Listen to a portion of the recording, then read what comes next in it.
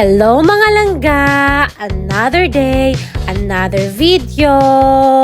So for today's vlog ay may errands kami ng aking hubby since it's Black Friday. So kakatapos lang ng aming celebration dito sa Thanksgiving, and this is one of my favorite day, no? Kasi nga Black Friday, maraming sale. We've been there last week na, so balak naming pumuntangon ulit ngayon. Baka meron pa kami makita na mas mura pa, mas cheaper. So ayan siya guys, brief info lang. Alam nyo ba yung mga nagbi-business ng taga-Pilipinas? So nagpapabili yan sila dito sa USFA, lalo na yung mga bags, shoes, yung mga ganon, wallets, ganon. Mas maganda kasi guys pumili dito pag holidays kasi 60 to 70% off talaga siya.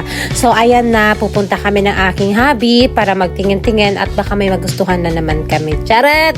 So yun lang siya, pampawala ng stress. And then alam nyo naman pag holidays talaga dito sa USFA, puno-puno yung parkings, no? So makikita mo talaga na madami talagang nagbibilihan guys. O diba, tipid tips din yan ha. Alam naman natin na more on work and duties talaga yung ginagawa ng mga tao dito sa USFA, but in terms of holiday, nagsha-shopping talaga yan sila kasi makakamura ka talaga. It's not practical to buy bag, shoes na walang sale, no? Para sa akin ha, lalo na sa mga Filipino dyan na alam naman natin yung kitaan sa Pinas, o diba? So alam nyo, maganda mag-business guys na galing dito pag bumili ka sa holiday season. So I'm planning also to bring back my business na magbenta ako ulit ng shoes, bags, at saka yung mga authentic from US of A. Mura lang sa akin guys soon. So marami nang nag-i-inquire. Thank you so much my customers. So diba, bumalik talaga sila sa akin, yung mga nagbilihan ng bags sa akin before nung nagbebenta pa ako. Nagsusupply sa akin yung friend ko from New York City. So alam nyo, madami din yung na-sold namin na bags noon, o diba? So maganda kasi talaga yung mga quality ng branded bags guys. Actually okay naman yung mga bags natin dyan sa Pinas, pero compare talaga ng quality ng branded talaga, it lasts talaga, like yung MK ko nga dati, naglast talaga na siya ng 5 years talaga, at saka maganda pa siya ngayon. So pinamana ko na siya sa mga pamangkin ko, o diba? So yan yung quality guys, though hindi naman siya ganyan kamahal din kasi nga pupuha tayo, bibili tayo during sale. But depende yan siya sa mga request nyo soon. Kung wari, may gusto talaga kayong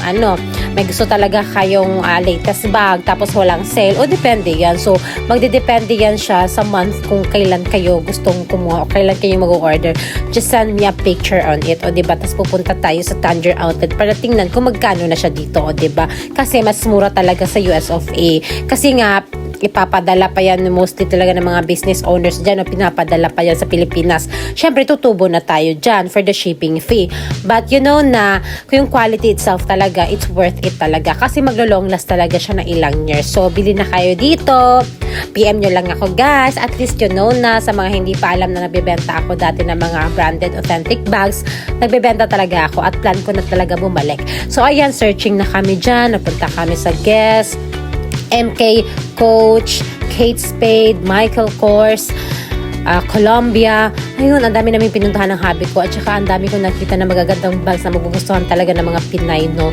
Kasi quality, tsaka mura na siya during holiday. So ayan, nakakuha din ako ng bag dyan. So nabudol ko din yung hobby ko in a while. Tapos ngayon, a-appreciate ko na yung mga small bags guys. I really appreciate dati sa Pinas kasi ang lalaki talaga ng ginagamit kong bag. Kasi nga nagtatrabaho ako, diba? So lahat talaga pinapasok ko doon. So ayan, dito sa US of A, so more on cards kasi tayo dito. So mas na-appreciate ko na yung mga small bags for now. So ayan siya guys, thank you so much for watching my vlog. Please continue to follow, like, share, subscribe para if ever na magpo-post na ako ng mga business natin soon, updated kayo lahat. So ayan, pauwi na kami. Medyo traffic talaga, no? Ang dami talaga ng shopping guys. Maraming pera yung mga tao ngayon kasi holidays. Thank you for watching. God bless mo.